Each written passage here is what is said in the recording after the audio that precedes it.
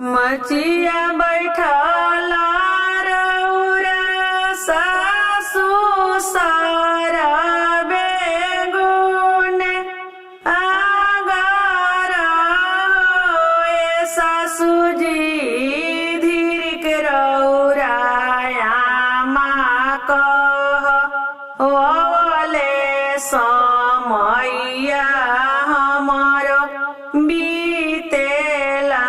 ए सासु जी धीर के रउरा आमा कह ओले समैया हमारो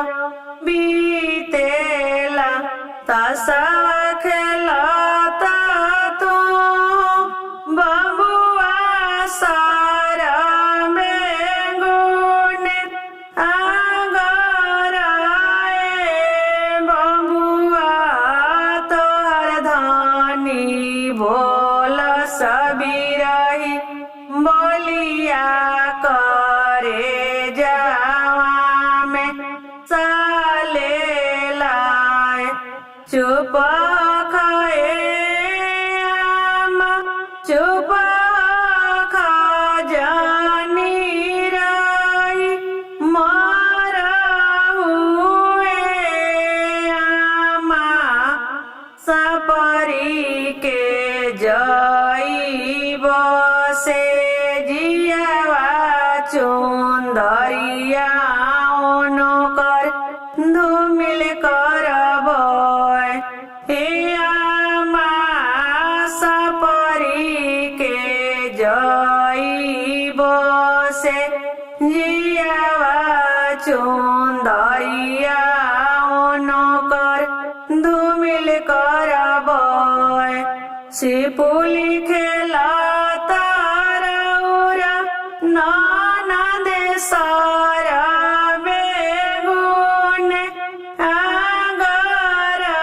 ए ननद धीर के रउरा दीदी कह ओले समैया हमारो बीतेला हे ननद धीर के रउरा दीदी कह ओले समैया हमारो बीतेला तसवा खेलता तू भैया सारा बेगुन आगरा ए भैया धीर के तोहरी चढ़ली जावनिया भाभिया बिरही बोलेली हे भैया धीर के तोहरी चढ़ली जावनिया भाभिया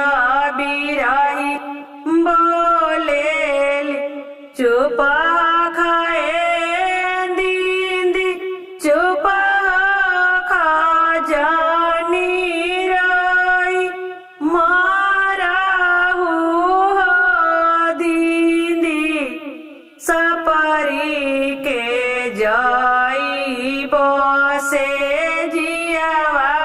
धनी के मुहावा धूमिल करबय हे दीदी सपरी के जई बसे जियावा धनी के